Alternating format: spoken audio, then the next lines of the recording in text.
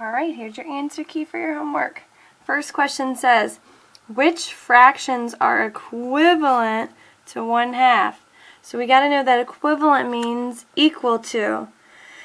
So, we have A, 4/8. Well, when we're thinking about 1/2, we're thinking that the numerator is half of the denominator.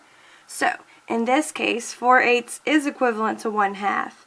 And if we divide it by 2/2, we get 2/4. 2/4 can be reduced as well. Divided by 2/2, you get 1/2. So, A is equivalent to 1/2. B, 3/8. Well, 3 is not half of 8. We just determined that 4 is. 5/10. If we take half of both of these, half of 10 is 5. And if we divide them by 5/5, which is their GCF, we get 1/2. So C is a possible answer. D, 6/12. Well, 6 is half of 12. And if we divide both of these by 6/6, we get 1/2. So D is a possible answer. So all of these fractions are equivalent to 1/2. 4/8, 5/10, 6/12. The next question is 93 divided by 4. So you can choose to solve this traditionally or partial quotients. I'm going to show you partial quotients here and traditional as well. So when we're thinking about partial quotients, usually we have a cheat sheet of, times 1, times 2, times 5, times 10, times 20, times 50, times 100. And all we're seeing here is how many times can 4 go into 93. So when we multiply all these out, we can get a better understanding of how many times it can go into a specific number. So I'm making my little cheat sheet here, and I'm kind of stopping right about here. So I can see 4 times 20 equals 80. I'm going to try 4 times 30. That's 120, so that's too many times. So I know that 4 can go into 93 20 times. 20 times 4 is 80. Subtract that out. 3 minus 0 is 3. 9 minus 8 is 1. How many times can 4 go into 13? Well, I see over here 4 times 1 is 4. 4 times 2 is 8. And I'm thinking of 4 times 3 now, which is 12. So I know that 4 can go into 13 3 times. 3 times 4 is 12. Subtract that out. 13 minus 12 is 1. Now I add up my sidebar numbers, 23, and this guy is my remainder of 1. Now solving this traditionally, 93 divided by 4. So we cover up our ones place. How many times can 4 go into 9? Twice. That equals 8. 9 minus 8 is 1. Bring down our 3. If you notice, we had very similar equations over here, except over here we realized that this was 80. And over here, sometimes people forget that it's actually 80, and it can go in 20 times. So now we ask ourselves, how many times can 4 go into 13? 3 times. 13 minus 12 is 1. 23. Remainder 1. Still get our final answer. Alright, next question. Vocabulary. What word means equal to or the same? Oh wow, we just did that up here. The word is equivalent.